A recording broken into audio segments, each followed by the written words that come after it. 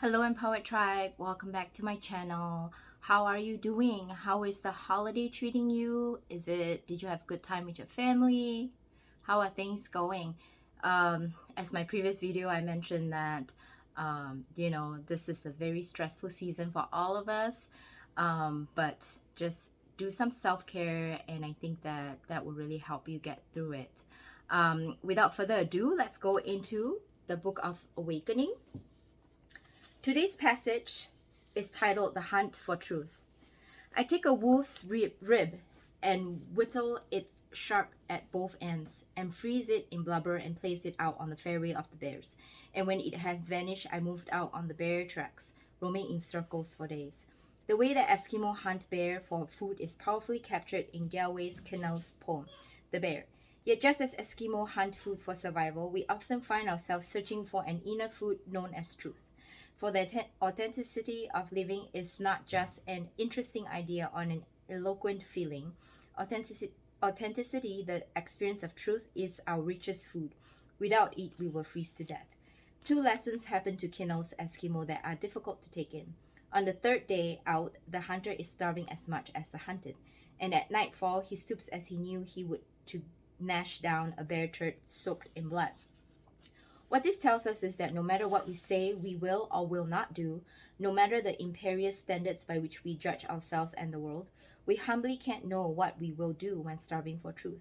And rightly so, for life on earth often brings us to our knees so that something can take root.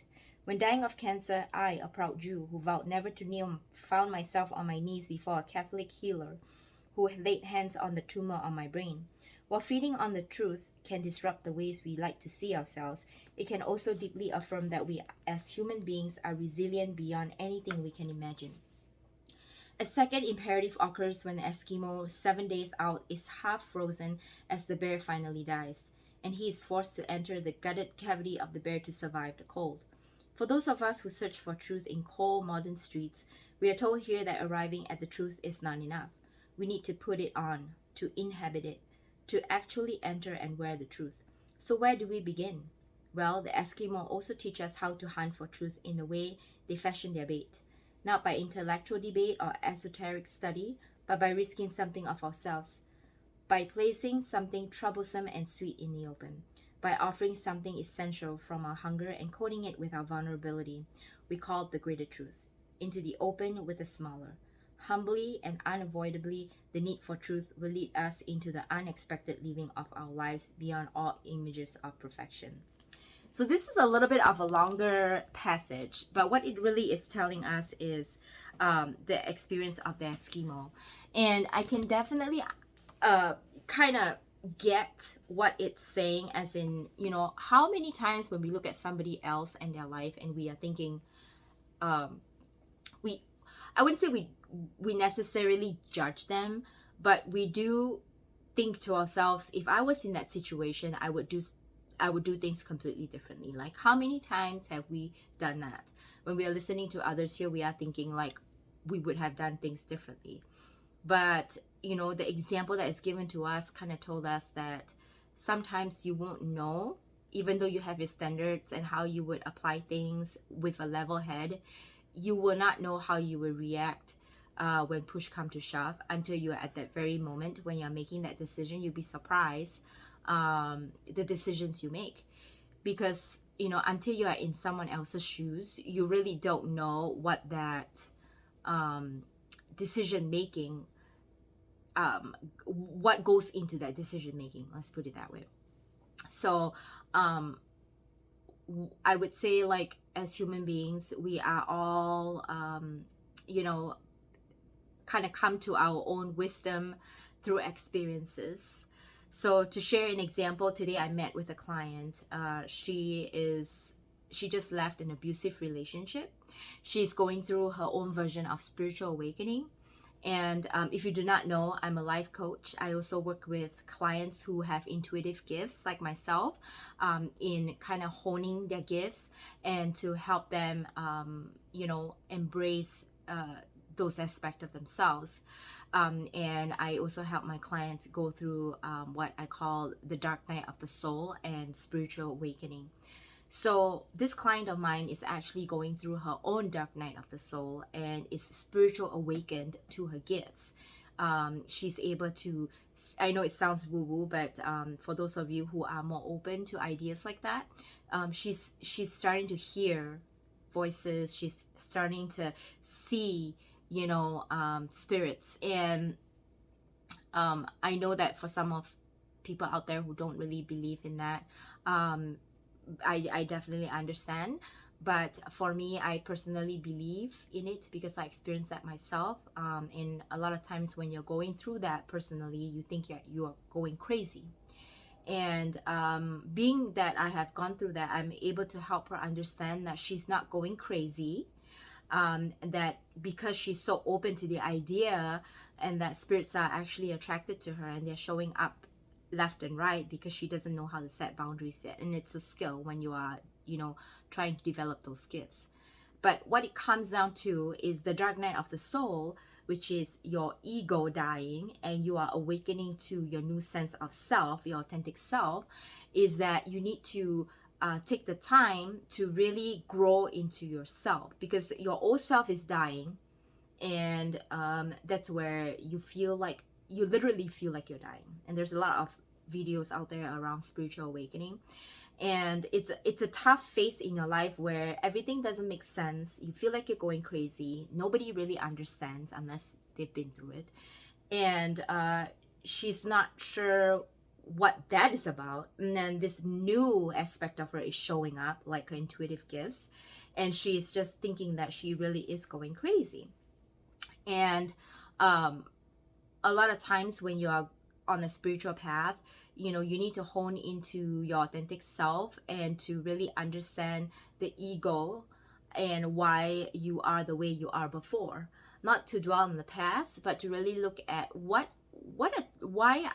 are those ideas had formed my ego to begin with. To really understand those experiences, to come to terms with it, to deal with it by creating some new behaviors, new habits, new pairs of eyes. Because a lot of times when we are in that situation, all we do is judge ourselves. I'm crazy, I am imagining things, I'm not good enough, I'm feeling frustrated, and all the me feelings.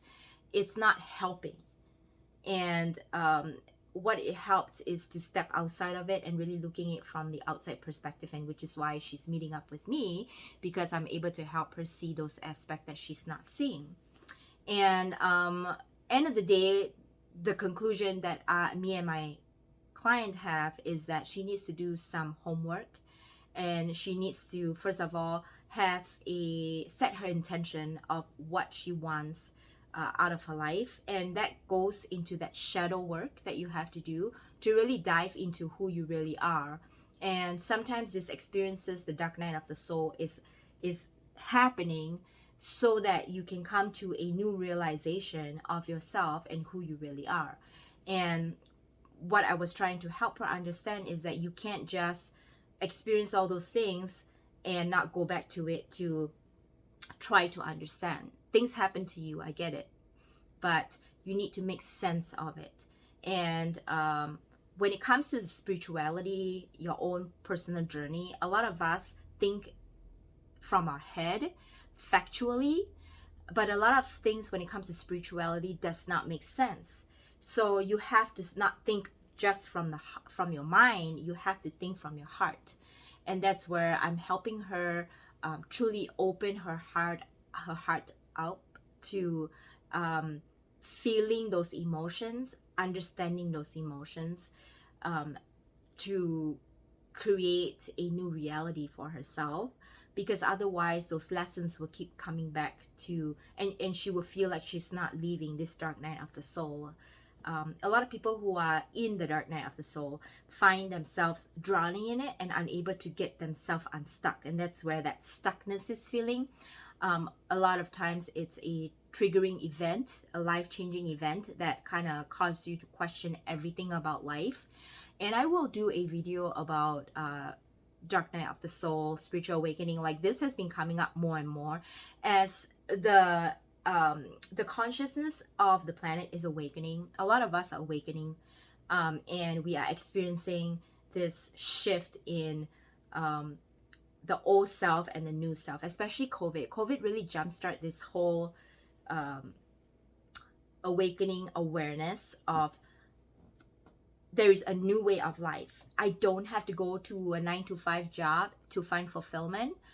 Something is more important. Family is more important. Health is more important.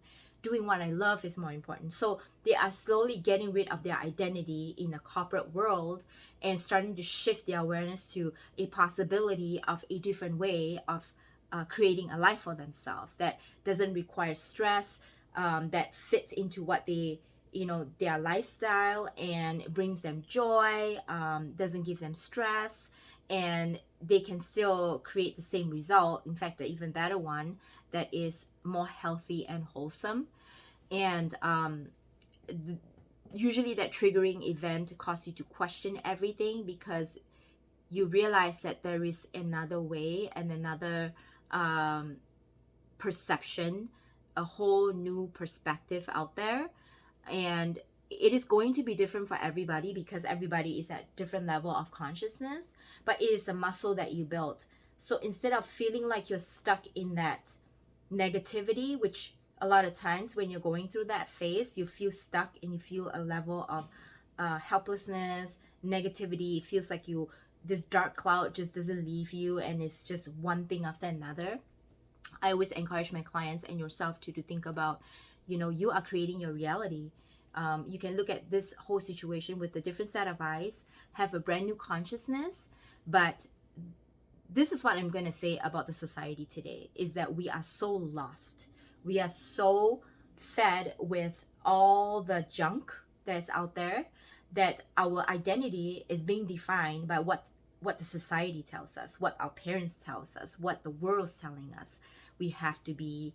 And we are, as a society, has lost our sense of individuality and our sense of self. And in order for us to not be swayed and confused and frustrated, is we need to go back to our core of who we really are. I know it sounds very, to some people, woo or complicating, or maybe they just don't get it. All of us at one point or another will go through that phase, and we will come out of it knowing ourselves a lot more. A lot of problems can be avoided if we are just firm in who we are and not feel like we need to conform to what the world is telling us to do. And that's the same thing that me and my client came to the conclusion that she needs to work on her. She needs to work on her sense of herself. She needs to work on her boundaries. Nobody can do that shadow work for you.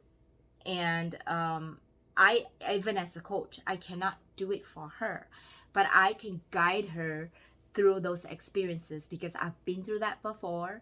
And when you are firm in what your purpose is, you are firm in who you are, you know what your boundaries are, you know what your purpose is, you cannot be swayed by anything, not by what anybody says, not by what the society tells you. You become a person of your own in making those decisions, because it sits with your value. A lot of times we feel stuck is because we are not aligned with our soul purpose. And so everything else is just noise, and you find yourself just being very confused with where you're going in life. And the reason why is because your soul is telling you that you are not in alignment. What you're doing in your life is not in alignment of who you truly are inside. And that's why you need to take a step back to recognize who you are without all this noise, without the makeup, without the hair extensions, without the money, without the car, without the lifestyle, without anything. Who are you at your core? I think that's the question that we need to know. And sometimes it gets to be where you are in that very sink or swim situation where you discover who you truly are, and then you become confident in yourself. Because how many times have we lied to ourselves when we say we want to do something and we don't? Even ourselves, we lose faith in who we are because we don't keep promises to ourselves. And the more we are aligned with who we truly are at the core, first of all, discover what your core is, and then align your life to fit into your core, you find yourself feeling more grounded, feeling more fulfilled, feeling more purposeful in everything that you do, and it truly feel a real sense of joy that cannot be swayed, discouraged by anything else that's happening outside of you, because you are just so firm with who you are. Am I saying that I'm at that point? No. I think that what we want in life evolves as we age, as our life experience changes. It evolves, it grows as we grow. But the main thing is start somewhere. And I'm just sharing with you my client's experiences because this is her journey. This is her searching for her answers. But before she can, through your searching of your answers, you will find who you are. But you can't just search for answers and not apply to yourself, because that's just a waste of time. Ladies, if this speaks to you, if you're going through your dark night of the soul, you're going through a spiritual awakening, you're feeling stuck in life, it doesn't have to be in those terms, but you're feeling just something happened and you just completely am lost in your world.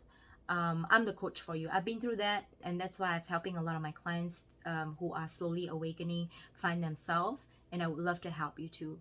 Check out my website, www.herempoweredlife.com. I also started a new personal blog about my own personal life.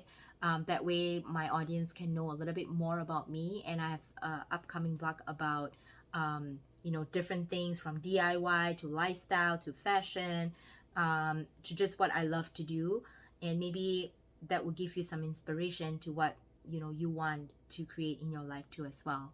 I hope this information serves you well. If you have any questions, which I know is not easy to understand, feel free to ask me those questions, drop your comments. Feel free to like my video, share my video, subscribe, and I hope to see you very soon. You have a good day, ladies. Bye now.